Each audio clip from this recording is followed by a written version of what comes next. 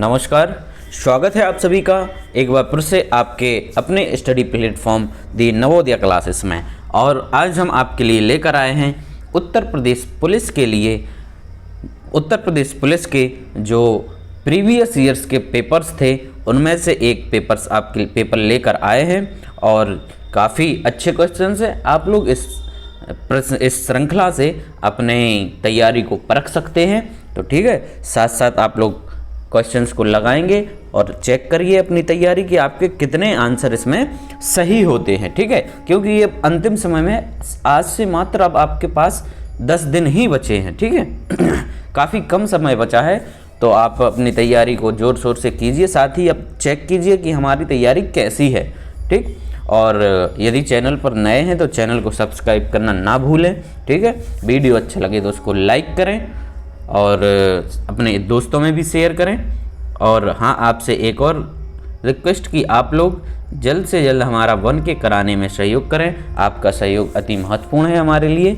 ठीक है, चलिए शुरू करते हैं और लेते हैं हम अपना आज का पहला प्रश्न है, वर्ष 2022 में उत्तर प्रदेश के मुख्यमंत्री के रूप में कौन चुने गए थे? Option A Govind Vallabh Pant, B Yogi Adityanath, C Akhilesh Yadav और डी मायावती। तो दोस्तों यहाँ पे जो हमारा राइट आंसर है वो है बी योगी आदित्यनाथ। योगी आदित्यनाथ, ठीक है, उत्तर प्रदेश के 33वें मुख्यमंत्री के रूप में कब? 25 मार्च 2022 को चुने गए और ये इनका दूसरा कार्यकाल है। कौन सा है? ये इनका दूसरा कार्यकाल है। ठीक, ऑप्शन ए जो दिए हैं गोविंद वल्लभ पंत, ये यूपी के पहले मुख्यमंत्री थे। ठीक है, उत्तर प्रदेश के फर्स्ट मुख्यमंत्री।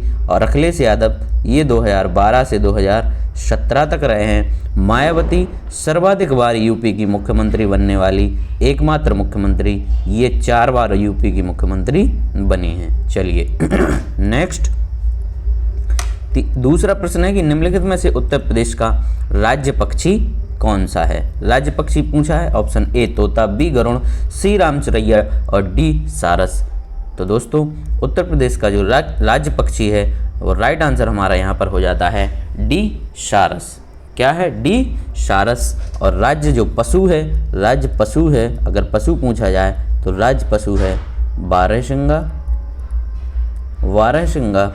और राज्य जो पुष्प है, वो है हमारा पलाश। ठीक है, पुष्प क्या है? पलाश है। और जो वृक्ष है हमारा, वृक्ष है अशोक। राज्य वृक्ष कौन सा है? अशोक। चलिए नेक्स्ट तीसरा प्रश्न देखते हैं कि 1937 से 1950 तक उत्तर प्रदेश को किस नाम से जाना जाता था? ऑप्शन ए कह रहे उत्तरा, बी संयुक्त प्रांत, सी उत्तर प्रांत और डी रामकृष्ण प्रदेश। तो उत्तर प्रदेश को 1937 से 1950 तक संयुक्त प्रांत, यूनाइटेड प्रोविंस के नाम से जाना जाता था। ठीक है, राइट आंसर हो जाता है हमारा यहाँ पर बी संयुक्त प्रांत। चलिए अगला क्वेश्चन है कि उत्तर प्रदेश के किस शहर में भगवान शिव के सम्मान में कैलाश मेला आयोजित किया जाता है? Option A Agra, B Varanasi, C Kanpur और डी लखनऊ। तो दोस्तों जो कैलाश मेला आयोजित होता है वो हमारा होता है आगरा में। कब होता है? ये सावन सोमवार, जो सावन महीने के जो सोमवार पड़ते हैं उसके तीसरे सोमवार को। ठीक है, सावन महीने के तीसरे सोमवार को ये भगवान शिव के सम्मान में कैलाश मेला का आयोजन आगरा में किया जाता है। ठीक है, इसके अलावा आगरा में एक कुछ और भी है मेले, एक नवरात्र। ठीक है, नवरात्र और गणगौर। ठीक है, नवरात्र और गणगौर मेला भी आयोजित किया जाता है। चलिए पांचवा प्रश्न है, उत्तर प्रदेश में सबसे लंबी नहर कौन सी है? Option A Agra, B Sharda नहर, सी ऊपरी गंगा नहर और डी निचली गंगा नहर।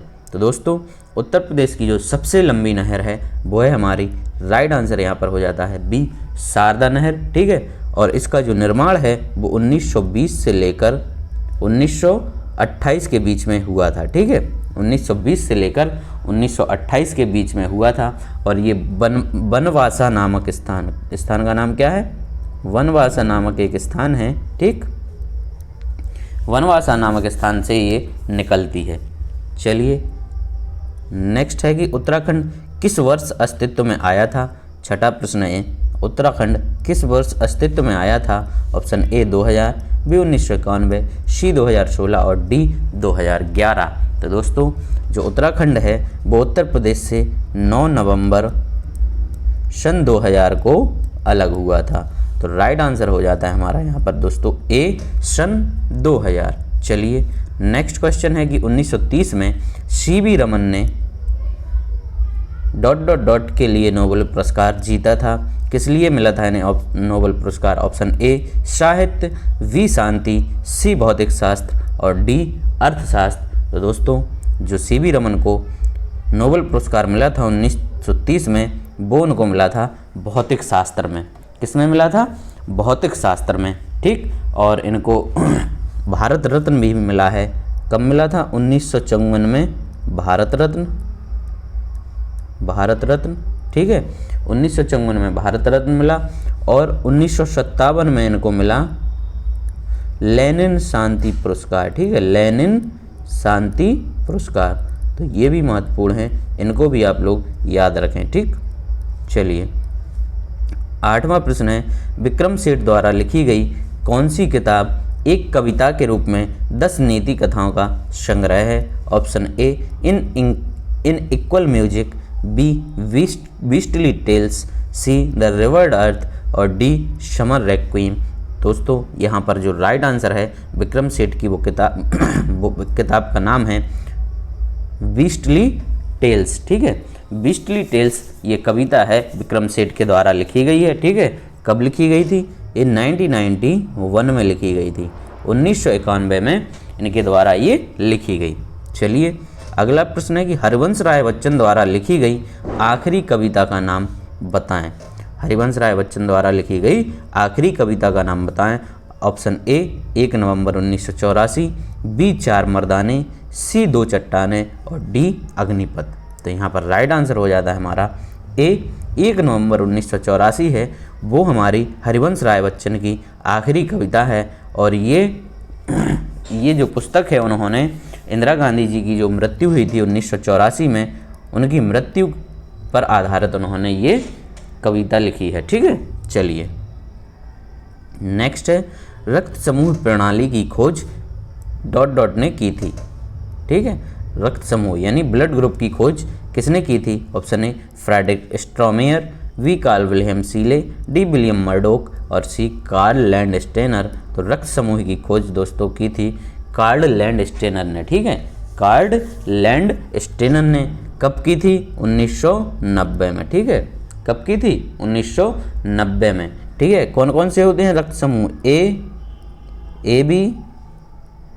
बी और ओ। ठीक है, ये 4 रक्त समूह की इन्होंने खोज की थी। चलिए नेक्स्ट है, फिल इन द ब्लैंक्स एक कंप्यूटर वर्म है जो औद्योगिक नियंत्रण प्रणाली को निशाना बनाता है। इसने 2007 में ईरान के परमाणु कार्यक्रम पर आक्रमण किया था। किसने किया था ईरान के परमाणु कार्यक्रम पर आक्रमण? A Conficker, B Stuxnet, C Zeus और डी सेसर। तो राइट आंसर है यहाँ पर बी स्टक्सनेस। एक ऐसा कंप्यूटर वर्म है जिसने 2007 में ईरान के परमाणु कार्यक्रम पर आक्रमण किया था। 12वां है कि तमिलनाडु और श्रीलंका के मन्नार जिले के बीच मौजूद जल संधि को कहा जाता है। क्या कहा जाता है? ऑप्शन ए कह रहा है कि मलक्का जलडमरू मध्य, बी पाक जलडमरू मध्य, सी शुंडा जलडमरू मध्य और डी मालिक कंडू जलडमरू मध्य। ठीक है, तो दोस्तों इसका जो राइट आंसर होता है भारत व श्रीलंका के मध्य जो जलडमरू मध्य है उसको हम जानते हैं पाक जलडमरू मध्य के नाम से। राइट आंसर यहाँ पर हो जाएगा हमारा बी। क्या होगा? बी पाक जलडमरू मध्य। बढ़ते हैं अपने अगले प्रश्न की ओर। निम्नलिखित में से संयुक्त राज्य अमेरिका के किस राज्य की सीमा संयुक्त राज्य के किसी अन्य राज्य की सीमा के साथ साझा नहीं करता है? Option A Florida, B Alaska, C Rhode Island और डी मैरीलैंड। ठीक है, तो दोस्तों बता दें कि अमेरिका जो है वो उत्तर अमेरिका में स्थित है। इस देश में कितने कुल 50 राज्य हैं। ठीक है, अमेरिका में कितने 50 स्टेट हैं, 50 राज्य हैं। ठीक, 50 राज्य हैं और इसकी राजधानी है जो वो वाशिंगटन डीसी है। राजधानी क्या है अमेरिका की? Washington DC. ठीक, यहाँ पर जो राइट आंसर हमारा होगा वो होगा अलास्का। ठीक है, अलास्का है वो इनके साथ अपनी सीमा जो है साझा नहीं करता है अन्य राज्य की सीमा के साथ, यानी किसी भी राज्य की सीमा के साथ ये अपनी सीमा साझा नहीं करता। राइट आंसर यहाँ पर हो जाएगा हमारा वी। चलिए, दुनिया का तीसरा सबसे शक्तिशाली जनसंख्या वाला देश कौन सा है? ए इंडोनेशिया, बी ब्राज़ील, सी संयुक्त राज्य अमेरिका और डी यूनाइटेड किंगडम। ठीक है, तो टॉप पर तो हमारा भारत है। 2023 के अनुसार भारत नंबर 1 पर हो गया है। ठीक, नंबर 2 पर चला गया है चाइना। पहले चाइना जो था वो नंबर 1 था, लेकिन 2003 में हमने इनको पछाड़ दिया है। ठीक, और जो तीसरा स्थान रहता है वो है हमारा संयुक्त राज्य अमेरिका का। ठीक है, किसका है? राइट आंसर यहाँ पर हो जाता है सी, संयुक्त राज्य अमेरिका। 15वां है, निम्नलिखित में से कौन सा संयुक्त अरब अमीरात का एक अमीरात नहीं है? ठीक है, संयुक्त अरब अमीरात है। ठीक है, संयुक्त अरब अमीरात की जो राजधानी है वो क्या है? आबू धाबी है। ठीक, संयुक्त अरब अमीरात की जो राजधानी है वो आबू धाबी है, लेकिन जो इसमें हमारा ऑप्शन नंबर ए दिया गया है वो राइट आंसर है मस्कट। ठीक है, मस्कट क्या है? ये ओमान की राजधानी है। किसकी है? ओमान की राजधानी मस्कट। चलिए आगे बढ़ते हैं। 16वां प्रश्न, निम्नलिखित में से कौन सा शहर बहरीन की राजधानी है? बहरीन की राजधानी बताना है हमें। Option A Ankara, B Doha, C Manama और डी बेरूत। ठीक है, तो दोस्तों जो बहरीन की राजधानी है यहाँ पे हमारा राइट आंसर हो जाता है सी मनामा। ठीक है, मनामा है जो वो बहरीन की राजधानी है, और अंकारा है जो यहाँ पे अंकारा दी गई है ये तुर्की की है। अंकारा कहाँ की है? ये टर्की की है। दोहा हमारी कतर की है। कतर की राजधानी क्या है? दोहा। और जो बेरूत है वो लेबनान की है। कहाँ की है? लेबनान की। चलिए बढ़ते हैं अगले प्रश्न की ओर। 17वां प्रश्न है कि पहली महिला लोकसभा अध्यक्ष थी। कौन थी पहली महिला लोकसभा अध्यक्ष? ए कह रहे सुषमा स्वराज, बी मीरा कुमार, सी प्रतिभा पाटिल और डी सुमित्रा महाजन। तो दोस्तों हमारी जो पहली लोकसभा अध्यक्ष हैं वो हैं, राइट आंसर यहाँ पर हो जाता है हमारा बी मीरा कुमार। ठीक है, कौन है? मीरा कुमार पहली महिला लोकसभा अध्यक्ष हैं।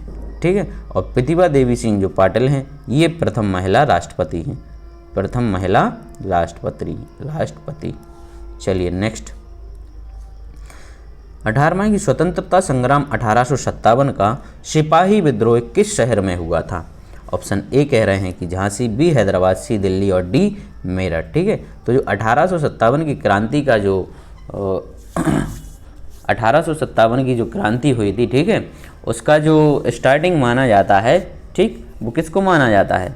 उत्तर प्रदेश की मेरठ को माना जाता है। ठीक है, वही सिपाही 1857 का उसी में ये सिपाही विद्रोह हुआ था। ठीक है, तो राइट आंसर यहाँ पर हमारा हो जाता है, ठीक, राइट आंसर हो जाएगा डी मेरठ। चलिए आगे बढ़ते हैं। पारंपरिक अल्पाहार खांडवी किस भारतीय राज्य से संबंधित है?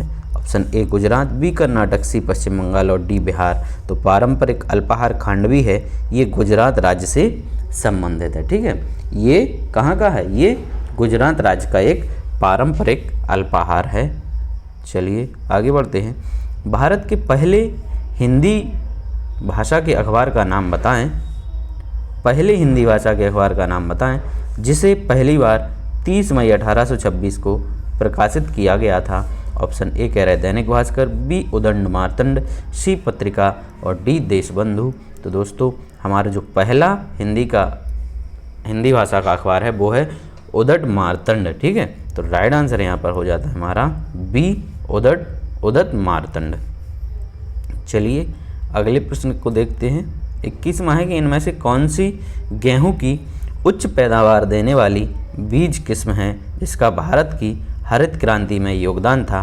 ऑप्शन ए इंदिरा सोना, बी लरमा रोजो, सी एराइज तेज और डी अंकुर। तो दोस्तों गेहूं की वो किस्म है, राइट आंसर यहाँ पे हमारा बी लरमा रोजो। ठीक है, लरमा रोजो वो किस्म है, ठीक है, जिसने हरित क्रांति के टाइम सर्वाधिक इसमें पैदावार हुई थी। ठीक है, सबसे अधिक पैदावार इसी किस्म में हुई थी गेहूँ की। ठीक, भारत में और हरित क्रांति की शुरुआत कब हुई थी, इसमें ये भी पूछ सकते हैं। 1956 से लेकर 1965 से 68। जो हरित क्रांति है वो क्या है, 1965 से लेकर 68। ठीक है, और इसको भारत में हरित क्रांति के जनक किसे माना जाता है, एम.एस. स्वामीनाथन, एम.एस. स्वामीनाथन। ठीक है, और विश्व में किसको माना जाता है, विश्व में हरित क्रांति के जो जनक हैं वो हैं नॉर्मन बोरलॉग। ठीक है, बोरलॉग, नॉर्मन बोरलॉग। चलिए 22वां प्रश्न है कि फरवरी 1948 में भारतीय संविधान के प्रारंभिक मसौदे को किसने तैयार किया था। प्रारंभिक मसौदे की बात हो रही है, तो प्रारंभिक मसौदे को किया था दोस्तों, राइट आंसर है यहाँ पे हमारा डी वैनिगल नरसिंह राव। किसने किया था, बी.एन. नरसिंह राव ने। इनका शॉर्ट नाम है बी.एन. नरसिंह राव। ठीक है, और जो ड्राफ्टिंग कमेटी थी, उसके ड्राफ्टिंग कमेटी के अध्यक्ष थे वो थे VR. Ambedkar, doctor VR. Ambedkar. ठीक, चलिए नेक्स्ट है, उम्मेद भवन पैलेस किस शहर में स्थित है। उम्मेद भवन पैलेस किस शहर में स्थित है। एक ए है ऑप्शन उदयपुर, बी जोधपुर, सी मैसूर और डी जयपुर। तो दोस्तों उम्मेद भवन पैलेस है ये जो स्थित है हमारा कहाँ पे, राजस्थान के। ठीक है, कहाँ पर, राजस्थान के कौन से ज़िले में, राइट आंसर है यहाँ पे बी जोधपुर ज़िले में। ठीक, और ये वहाँ के महाराजा थे एक उम्मेद सिंह। ठीक है, उन्होंने इसका निर्माण कराया था, इसलिए इस पैलेस का नाम उम्मेद भवन पैलेस है। चलिए 24वां प्रश्न है कि लावड़ी किस भारतीय राज्य का प्रसिद्ध लोक नृत्य है। लावड़ी जो है वो किस भारतीय राज्य का प्रसिद्ध लोक नृत्य है। ए उत्तर प्रदेश, बी महाराष्ट्र, सी सिक्किम और डी तमिलनाडु। तो दोस्तों लावड़ी है जो वो है यहाँ पर राइट आंसर बी महाराष्ट्र का। ठीक है, लावड़ी कहाँ का है, महाराष्ट्र का। उत्तर प्रदेश का पूछा जाता है तो उत्तर प्रदेश का चरकुला है, ये भी पूछ सकते हैं। ठीक है, उत्तर प्रदेश का चरकुला, कथक है, कथक। ठीक है, नौटंकी है, उत्तर प्रदेश की नौटंकी भी है। ठीक है, इसके अलावा रासलीला है, रासलीला। ठीक, ये कुछ उत्तर प्रदेश के महत्वपूर्ण नृत्य हैं। वह कौन सा अंतिम वर्ष था जब भारत में रेल बजट और केंद्रीय बजट अलग अलग प्रस्तुत किया गया था। वह कौन सा अंतिम वर्ष, ठीक है, क्या है कि पहले जो रेल बजट और केंद्रीय बजट अलग अलग आता था। ठीक है, केंद्रीय बजट और रेलवे बजट 1924 से लेके कब तक, 2016 तक अलग अलग आता रहा है। ठीक, लेकिन 2016 में वो आखिरी साल था 2016 जब ये अलग अलग प्रस्तुत हुआ। इसके बाद, ठीक, इसके बाद इसको आम बजट नहीं, मतलब जो केंद्रीय बजट आता है उसी के साथ अब रेल बजट दोनों एक साथ आने लगे हैं। 26वां प्रश्न, वर्ष 1773 से 1785 तक वस्तुतः भारत के पहले गवर्नर जनरल कौन थे। A Warren Hastings, B Lord Minto, C George Watson और डी विलियम जॉर्ज वॉकर। ठीक है, तो भारत के जो पहले गवर्नर जनरल थे, ठीक है, ये बंगाल के गवर्नर जनरल थे वॉरेन हेस्टिंग्स। ठीक है, वॉरेन हेस्टिंग्स बंगाल के गवर्नर जनरल थे। 1773 में एक एक्ट आया था, 1773 में रेगुलेटिंग एक्ट। ठीक है, रेगुलेटिंग एक्ट। ठीक, इस एक्ट के तहत बंगाल के गवर्नर को, ठीक है, बंगाल के गवर्नर जनरल को संपूर्ण भारत का गवर्नर जनरल घोषित कर दिया गया था। ठीक है, तो पहले कौन होगा, पहले थे ये बंगाल के, लेकिन फिर जब 1773 में रेगुलेटिंग एक्ट आया तो संपूर्ण भारत के गवर्नर जनरल हो गए हमारे कौन, वॉरेन हेस्टिंग। तो राइट आंसर हो जाएगा ए। 27वां है कि निवेश जानकारी और क्रेडिट रेटिंग एजेंसी ICAR का मुख्यालय कहाँ है। Option A Mumbai, B Bengaluru, C Gurugram और डी चेन्नई। तो इसका राइट आंसर हो जाता है सी गुरुग्राम।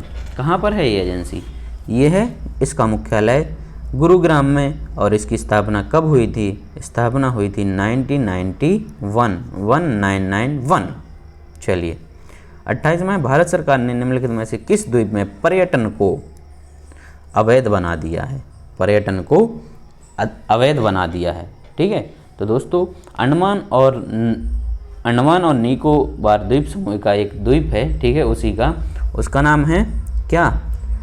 सेंटिनल द्वीप। सेंटिनल द्वीप जो है, इस पर भारत सरकार ने पर्यटन को अवैध बना दिया है, मतलब रोक लगा दी है, क्योंकि वहाँ की एक जनजाति है सेंटिनली जनजाति है। ठीक है, सेंटिनली जनजाति है, उसकी सुरक्षा व संरक्षण के लिए वहाँ पर पर्यटन पर रोक लगा दी गई है। चलिए 29वां प्रश्न है कि सितंबर 2018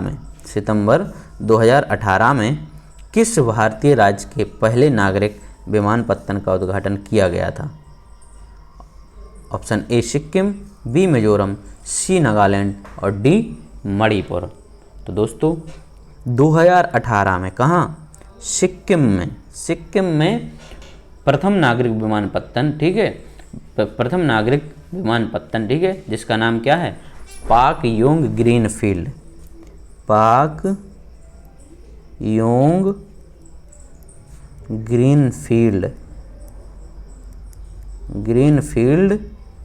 नामक ये एयरपोर्ट वहाँ पर बना है। ठीक है, चलिए नेक्स्ट है, स्वतंत्र भारत के पहले रक्षा मंत्री कौन थे? स्वतंत्र भारत के पहले रक्षा मंत्री थे, राइट आंसर यहाँ पे हमारा है सी बलदेव सिंह। ठीक है, कौन थे? सी बलदेव सिंह। और वर्तमान में कौन है रक्षा मंत्री? वर्तमान में हमारे राजनाथ सिंह। वर्तमान में रक्षा मंत्री हैं राजनाथ सिंह। चलिए 31वां है कि सरदार वल्लभ भाई पटेल की स्टैचू ऑफ यूनिटी किस नदी पर स्थित एक द्वीप पर है? कौन सी नदी के द्वीप पर स्थित है? ये कह रहे हैं नर्मदा, बी साबरमती, सी तापी और डी माही। तो जो स्टैचू ऑफ यूनिटी है, सरदार वल्लभ भाई पटेल की जो स्टैचू लगी हुई है, वो है हमारी ये नर्मदा नदी। ठीक है, कौन सी नदी है? ये नर्मदा नदी है। अब स्टैचू ऑफ लिबर्टी से संबंधित कुछ क्वेश्चन और देख लेते हैं। इसकी हाइट कितनी है? इसकी हाइट है 182 मीटर। कितनी है? 182 मीटर। अगर ऊंचाई पूछी जाए तो इसकी ऊंचाई है 182 मीटर। फिट में अगर पूछते हैं तो 552 फिट। ठीक है, 597 फिट है, 597 फिट। ठीक, अब इसका उद्घाटन किया था हमारे honourable prime minister Shri Narendra Damodardas Modi ji ने। कब किया था? 31 अक्टूबर 2018 को इसका है, ठीक है, उद्घाटन हुआ था। ठीक, चलिए, और 31 अक्टूबर को एक दिवस भी है, वो भी मनाया जाता है। ठीक है, 31 अक्टूबर को कौन सा दिवस मनाया जाता है? 31 अक्टूबर को मनाया जाता है राष्ट्रीय एकता दिवस। कौन सा दिवस? राष्ट्रीय एकता दिवस। चलिए नेक्स्ट क्वेश्चन, पुष्प के किस हिस्से में पराग का उत्पादन होता है? ए अंडाशय, बी बीजांड, सी परागकोश और डी पुष्प योनि। तो राइट आंसर हो जाता है हमारा यहाँ पर सी परागकोश में। आगे बढ़ते हैं, 33वां है कि कौन सा जीवाणु अंडाकार या गोलाकार होता है? जीवाणु मतलब इंग्लिश में इसको अपन बैक्टीरिया कहते हैं। ए एस्चेरिचिया कोलाई, बी कोकस, सी बैसिलस और डी वाइब्रियो। तो जो कोकस नामक जीवाणु होता है वो कैसा होता है? अंडाकार और गोलाकार। राइट आंसर यहाँ पर हो जाएगा बी। 34वां प्रश्न है कि बैगनी रंग के प्रकाश की तरंगदैर्घ्य लगभग होती है। बैगनी रंग के प्रकाश की जो तरंगदैर्घ्य होती है, ठीक है, वेवलेंथ, वो कितनी होती है? राइट आंसर हमारा यहाँ पर हो जाता है 455 से लेकर 390 नैनोमीटर तक। कितनी होती है? 455 से लेकर 390 नॉटिकल माइल्स। ठीक है, राइट आंसर हो जाएगा सी। चलिए अगले क्वेश्चन है, मक्खन डॉट डॉट डॉट का उदाहरण है, काय का उदाहरण है? ए कह रहा है कि निलंबन, बी कोलॉइडल मिश्रण, सी पायस और डी मिश्रण। जो मक्खन है दोस्तों, मक्खन हुआ, दूध हुआ, ये काय के उदाहरण हैं? ये पायस के उदाहरण हैं। ठीक है, पायस इंग्लिश में बोलते इसको इमल्सन। क्या बोलते? इमल्सन। पायस के उदाहरण हैं, दूध हुआ, मक्खन हुआ। ठीक, राइट आंसर यहाँ पर हो जाता है हमारा सी। 36वां प्रश्न है कि निम्न में से किस लवण में क्रिस्टलीन जल के 10 अणु नहीं होंगे? Option A Glauber salt, B washing soda, C borax और डी एप्सम सॉल्ट। दोस्तों जो राइट आंसर है हमारा यहाँ पर वो हो जाएगा डी, एप्सम सॉल्ट में क्रिस्टलन जल के 10 अणु नहीं होते हैं। वर्ष 1887 में इलाहाबाद विश्वविद्यालय की स्थापना किसने की थी? A doctor Sarvepalli Radhakrishnan, B Jonathan Duncan, C sir William Meyer और डी मदन मोहन मालवीय। तो राइट आंसर यहाँ पर है सी सर विलियम मेयर। क्या हो जाएगा राइट आंसर? सी सर विलियम मेयर। 38वां प्रश्न है, ठीक है, और ये GS का अंतिम प्रश्न है। पहली महिला मुख्यमंत्री वर्ष 1963 में नियुक्त की गई थी, उन्होंने किस भारतीय राज्य सरकार का नेतृत्व किया था? ठीक, option A Uttar Pradesh, B Tamil Nadu, C Paschim Bangal और डी असम। तो राइट आंसर यहाँ पर हो जाता है हमारा ए उत्तर प्रदेश। ठीक है, ए उत्तर प्रदेश। और उन मुख्यमंत्री का नाम क्या था? पहली महिला मुख्यमंत्री वो थी सुचिता कृपलानी। क्या नाम था? सुचिता कृपलानी। ठीक है, ये 1963 में उत्तर प्रदेश की पहली महिला मुख्यमंत्री बनी थी। उत्तर प्रदेश क्या पूरे भारत में पहली महिला मुख्यमंत्री थी। ये 1963 से 1967 तक का इनका कार्यकाल रहा था। चलिए आगे बढ़ते हैं, देखते हैं अब हमारे हिंदी के प्रश्न। हिंदी का हमारा पहला प्रश्न है, निम्नलिखित प्रश्न में 4 विकल्पों में से उस सही विकल्प का चयन करें जो अशुद्ध वाक्य के शुद्ध रूप का सबसे अच्छा विकल्प है। ठीक है, अशुद्ध वाक्य दिया है हमें, मैंने गांव जाना है। ठीक है, मैंने गांव जाना है कह रहे कि इसका शुद्ध रूप क्या होगा? ऑप्शन ए मैं गांव जाना है, बी मुझे गांव जाना है, सी मैं को गांव जाना है और डी मेरे को गांव जाना है। तो दोस्तों इसका जो शुद्ध रूप होगा वो होगा यहाँ पर बी मुझे गांव जाना है। राइट आंसर क्या हो गया? मुझे गांव जाना है। ये सर्वनाम संबंधी इसमें अशुद्धता है। दूसरा प्रश्न है कि छंद में प्रयुक्त अक्षर को क्या कहा जाता है? छंद में जो अक्षर प्रयुक्त होता है उसको क्या कहते हैं? ए कह रहे हैं कि व्यंजन, बी चरण, सी मात्रा और डी वर्ण। छंद में जो अक्षर प्रयुक्त होते हैं दोस्त उसको कहते हैं क्या? वर्ण। राइट आंसर हो गया हमारा डी वर्ण। अगला प्रश्न है कि निम्नलिखित प्रश्न में 4 विकल्पों में से उस विकल्प का चयन करें जो दिए गए मुहावरे का सही अर्थ वाला विकल्प है। मुहावरा दिया है लोहा मानना। ठीक, लोहा मानना का सही अर्थ क्या होगा? ए मूर्ख बनाना, बी प्रभाव मानना, सी हार मानना और डी लाभ होना। तो लोहा मानना मतलब प्रभाव मानना। राइट आंसर यहाँ पर होगा बी। नेक्स्ट है कि रसों का राजा किस रस को माना जाता है? ठीक है, रसों का राजा किस रस को माना जाता है? ए करुण रस, बी श्रृंगार रस, सी वीर रस और डी हास्य रस। तो दोस्तों जो रसों का राजा है वो है कौन? बी श्रृंगार रस। ठीक है, और जो श्रृंगार रस का स्थायी भाव है वो क्या है? रति। श्रृंगार रस का जो स्थायी भाव है वो क्या है? रति होता है। ठीक, आगे बढ़ते हैं। अब है प्रश्न की निम्नलिखित प्रश्नों में 4 विकल्पों में से उस सही विकल्प का चयन करें जो निर्देशानुसार वाक्य परिवर्तन वाला सही विकल्प है। ठीक, आप इस किताब को पढ़ रहे हैं, इसको बदलना है, इनको कर्मवाच्य में हमें बदलना है। इस किताब को आपके द्वारा पढ़ा गया है। तो राइट आंसर यही हो गया, इस किताब को आपके द्वारा पढ़ा गया है। ठीक है, के द्वारा आ गया ये कर्मवाच्य में। राइट आंसर हो जाता है यहाँ पर ए। किसी के द्वारा कहे गए वचन को ज्यों का त्यों लिखने के लिए चिन्ह का प्रयोग किया जाता है। कह रहे किस चिन्ह का प्रयोग किया जाता है? ई योजक चिन्ह, वी उद्धरण, सी अल्पविराम और डी अर्धविराम। ठीक है, तो किसी के द्वारा कहे गए वाक्य को, ठीक है, ज्यों का त्यों अगर हम लोग लिखते हैं तो उसको उद्धरण चिन्ह, ठीक है, उद्धरण चिन्ह लगाकर उसको लिखते हैं, ये हमारा उद्धरण चिन्ह होता है। चलिए नेक्स्ट है, निम्नलिखित प्रश्न में 4 विकल्पों में से दिए गए शब्दों के सही समास वाला विकल्प चुनिए। समास चंद्रशेखर, चंद्रशेखर का क्या होगा सही विकल्प? चंद्र है शिखर पर जिसके, यही हो जाएगा राइट आंसर ए, चंद्र है शिखर पर जिसके, अर्थात भगवान शिव।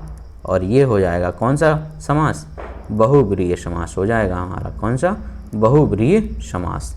चलिए अगला है कि निम्नलिखित प्रश्न में 4 विकल्प दिए गए हैं, जिनमें से उस विकल्प का चयन करें जो शब्द वाक्य का सबसे अच्छा एक शब्द विकल्प है। ठीक है, अपन को इसका एक शब्द, जिसका उत्साह नष्ट हो गया हो, जिसका उत्साह नष्ट हो गया हो, ऐसे व्यक्ति के लिए एक शब्द होगा ए उत्साही, बी उद्यमी, सी हतोत्साहित और डी जिज्ञासु। यहाँ पर राइट आंसर हो जाता है सी हतोत्साहित।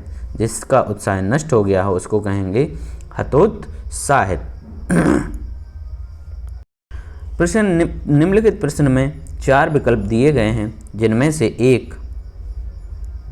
एक शब्द दिए गए अनेकार्थी शब्द का एक अर्थ है, उस शब्द को चुनें।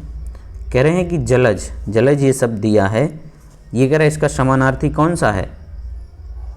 ए जहाज, ए जहाज, बी मछली, सी चतुर और डी हाथी। तो दोस्तों इसका अनेकार्थी शब्द हो गया, अनेकार्थी शब्द, ठीक है, मछली हो गया। राइट आंसर क्या हो गया? बी मछली। बी क्या हो गया? राइट आंसर मछली। ठीक, जलज के और भी अर्थ होते हैं, क्या क्या होते हैं जलज के अर्थ? कमल भी होता है, मोती भी होता है, ठीक है, और ये मछली भी होता है। चलिए आगे बढ़ते हैं, लेते हैं अगला प्रश्न। क्वेश्चन है कि निम्नलिखित प्रश्न में 4 विकल्पों में से उस सही विकल्प का चयन करें जो निम्न वाक्य का पूर्णकालिक क्रिया परिवर्तन वाक्य बताता है। बच्चों ने गृह कार्य किया, वे खेलने लग गए। तो पूर्णकालिक क्रियाकाल ऑप्शन ए कह रहा है बच्चे गृह कार्य किए बिना खेलने लग गए, बच्चे गृह कार्य के बिना खेलने लग गए, सी बच्चे गृह कार्य करके खेलने लगे और डी बच्चों ने गृह कार्य किया और खेलने लग गए। तो दोस्तों इसका राइट आंसर यहाँ पर हो जाएगा सी, बच्चे गृह कार्य करके खेलने लग गए। ठीक है, मतलब बच्चों ने गृह कार्य कर लिया, इसके बाद उन्होंने खेलना शुरू किया है। निम्नलिखित प्रश्न में 4 विकल्पों में से रेखांकित पद के उचित कारक को पहचानिए। हे प्रभु रक्षा कीजिए, कह रहे हे जो रेखांकित पद है उसमें कौन सा कारक होगा? तो हे है जो वो संबोधन है। ठीक है, हे कौन सा कारक है? संबोधन। हे प्रभु में संबोधन कारक होगा, राइट आंसर होगा ए। अगला प्रश्न है, निम्नलिखित प्रश्न में 4 विकल्पों में से उस सही विकल्प का चयन करें जो निर्देशानुसार वाक्य परिवर्तन वाला सही विकल्प है। ऑप्शन वाक्य है बच्चों ने खेल खेला, ये कह रहे इसको भविष्य काल में बनाना है। बच्चों ने खेल खेला, ये भूतकाल में दिया है, यहाँ पे बच्चों ने खेल खेला का भविष्य काल होगा, बच्चे खेल खेलेंगे। राइट आंसर हो जाएगा यहाँ पे डी। नेक्स्ट है, निम्नलिखित प्रश्न में 4 विकल्प दिए गए हैं जिसमें से उस विकल्प का चयन करें जो दिए गए शब्द का सही स्त्रीलिंग शब्द है। राजपूत, राजपूत का जो स्त्रीलिंग होगा वो होगा राइट आंसर ए, राजपूतानी। क्या होगा? राजपूतानी। चलिए आगे बढ़ते हैं, लेते हैं अगला प्रश्न। निम्नलिखित प्रश्न में 4 विकल्प दिए गए हैं जिनमें से उस विकल्प का चयन करें जो दिए गए शब्द का सही स्त्रीलिंग शब्द है। तपस्वी शब्द है तपस्वी, तपस्वी का ये कह रहा है कि सही स्त्रीलिंग शब्द क्या हो गया, क्या होगा? तो तपस्वी का सही स्त्रीलिंग शब्द होगा तपस्विनी। राइट आंसर क्या हो जाता यहाँ पे ए, तपस्विनी। नेक्स्ट है, दिए गए शब्द का सही बहुवचन रूप वाला विकल्प पहचानिए। शब्द है हमारा तलवार, शब्द क्या है? तलवार। तो तलवार का बहुवचन क्या होगा? तलवार का बहुवचन हो जाएगा तलवारें। राइट आंसर हो जाएगा ए, तलवारें। हर्ष व दीर्घ इनमें से किसके प्रकार हैं? हर्ष व दीर्घ इनमें से किसके प्रकार हैं? ऑप्शन ए स्वर, बी व्यंजन, सी वर्णमाला और डी संयुक्त व्यंजन। तो दोस्तों हर्ष और जो दीर्घ हैं वो किसके? स्वर के प्रकार हैं। राइट आंसर हो जाता है यहाँ पर ए, स्वर के प्रकार। ठीक है, हर्ष स्वर कौन कौन से हैं? हर्ष स्वर में आ जाता है हमारा छोटा आ, ठीक है, छोटा आ, छोटी ई और ऊ और ऋषि, ऊ और ऋषि, ये हमारे कौन से हैं? ये हर्ष स्वर हैं। ठीक है, और दीर्घ स्वर में आ जाएंगे। दीर्घ स्वर में बड़ा आ, बड़ी ई, बड़ा ऊ, ठीक है, बड़ा ऊ, ए, ऐ और ओ। ठीक, ये दीर्घ स्वर हैं। ठीक है, ये दो स्वरों से मिलकर बने होते हैं। ये मूल रूप है स्वरों का। ठीक, ये किसी से मिलकर नहीं बने होते हैं। नेक्स्ट इनमें से कौन सा ऊष्म व्यंजन है? ऊष्म व्यंजन की संख्या होती है 4, शा, शा, शा और हा। ठीक, तो यहाँ पर ऊष्म व्यंजन हो जाएगा राइट आंसर सी। नेक्स्ट है दी गई जोड़ियों में कौन सी जोड़ी सही संज्ञा व उससे बनने वाले विशेषण शब्द की है? संज्ञा से बनने वाले विशेषण शब्द की ए पक्ष पाक्षिक, बी प्रेम प्यार, सी सुख दुख और डी स्वर्ण सोना। तो यहाँ पर राइट आंसर हो जाता है ए पक्ष। ठीक है, पक्ष एक संज्ञा शब्द है जिसका विशेषण होता है पाक्षिक। ठीक, प्रेम प्यार ये तो समानार्थी हो गया, सुख दुख अपोजिट हैं, स्वर्ण सोना ये भी समानार्थी ही है इसका। यहाँ पर राइट आंसर हो जाता है हमारा ए पक्ष और पाक्षिक। सर्वनाम वाले वाक्यों में लिंग का पता कि किससे चलता है? तो ठीक है, सर्वनाम वाले वाक्यों में पता किससे चलेगा? ए क्रिया, बी कर्म, सी कर्ता और डी वचन। तो सर्वनाम वाले वाक्यों में लिंग का पता हमें चलता है कैसे? क्रिया के माध्यम से, क्रिया के माध्यम से। जैसे वह खेलने, अगर यहाँ पे गई है तो पता चल जाएगा कि स्त्रीलिंग है, और गया है तो पुल्लिंग है। ठीक है, राइट आंसर हमारा क्या होगा? क्रिया से हमें पता चलेगा। जायसी द्वारा रचित प्रसिद्ध रचना कौन सी है? मलिक मोहम्मद जायसी की इनमें से प्रसिद्ध रचना ऑप्शन ए पद्मावत, बी रसविलास, सी विज्ञान गीता और डी श्रृंगार लहरी। तो राइट आंसर यहाँ हो जाएगा क्या होगा हमारा? राइट आंसर होगा ए पद्मावत। पद्मावत है जो मलिक मोहम्मद जायसी द्वारा रचित इनकी एक प्रसिद्ध रचना है। नेक्स्ट है कि भारत दुर्दशा है जो किस प्रसिद्ध लेखक द्वारा रचित उपन्यास है? Option A Vrindavan Lal Verma, B Devaki Nandan Khatri, C Ayodhya Singh और डी भारतेंदु हरिश्चंद्र। तो राइट आंसर है यहाँ पर डी भारतेंदु हरिश्चंद्र। ठीक है, भारतेंदु हरिश्चंद्र। इनका एक और है प्रसिद्ध अंधेर नगरी। ठीक है, ये भी इनका एक प्रसिद्ध नाटक है अंधेर नगरी। नीचे दी गई रचना किस कवि की है? चिदम्बरा, उत्तरा, कला और बूढ़ा चांद और पल्लव, ये रचनाएं किसकी हैं? Option A Sumitranandan Pant, B Agyeya, C Kedarnath, D Subhadra Kumari Chauhan. तो राइट आंसर यहाँ पर होता है हमारा ए सुमित्रानंदन पंत। किनकी हैं ये? ए सुमित्रानंदन पंत। चलिए नेक्स्ट है सर्वेश्वर दयाल सक्सेना को किस रचना के लिए साहित्य अकादमी पुरस्कार दिया गया था? ऑप्शन ए कह रहे खूंटियों पर टंगे लोग, बी जंगल का दर्द, सी क्या कहकर पुकारूं और डी गर्म हवाएं। तो राइट आंसर यहाँ पर हो जाएगा क्या होगा? राइट आंसर हो जाएगा ए खूंटियों पर टंगे लोग। इस रचना के लिए इन्हें साहित्य अकादमी पुरस्कार से नवाजा गया था। ठीक है, आगे बढ़ते हैं। अगला क्वेश्चन है उचित अलंकार का रूप हमें बताना है यहाँ पे कि इसमें कौन सा अलंकार होगा। एक अलंकार दिया है काली घटा का घमंड घटा। काली घटा का घमंड घटा में कौन सा अलंकार? ए यमक, बी अतिशयोक्ति, सी उत्प्रेक्षा और डी उपमा अलंकार। तो यहाँ पर हो जाता है काली घटा का घमंड घटा में राइट आंसर हो जाएगा ए यमक अलंकार। इसमें घटा जो शब्द की पुनरावृत्ति हुई है, इसमें घटा शब्द की दोनों बार क्या हुआ? घटा शब्द का अलग अलग अर्थ है। क्या है? अलग अलग अर्थ में ये प्रयोग हुआ। एक घटा का अर्थ होता है कम होना, ठीक, और एक घटा का अर्थ होगा हमारा मेघ से संबंधित है, मेघ यानी बादल से। चलिए नेक्स्ट है निम्नलिखित प्रश्नों में 4 विकल्पों में से उस सही विकल्प का चयन करें जो रेखांकित शब्द के सही अव्यय के भेद हों। दरवाजे के बाहर कोई खड़ा है, ठीक, अंडरलाइन है के बाहर, तो के बाहर मतलब के आ गया तो काकी के संबंध में। राइट आंसर यहाँ पर हो जाएगा सी, संबंध बोधक अव्यय। राइट आंसर क्या हो गया? सी, संबंध बोधक अव्यय। निम्नलिखित प्रश्न में 4 विकल्पों में से उस विकल्प का चयन कीजिए जो दिए गए शब्द का सही समान अर्थ वाला शब्द है। ठीक नाश का क्या होगा? ए कह रहे तबाही, बी उत्कर्ष, सी उत्थान और डी नवीन। तो नाश का जो सही समान अर्थ होगा वो होगा यहाँ पर ए तबाही। राइट आंसर क्या हो गया? ए तबाही।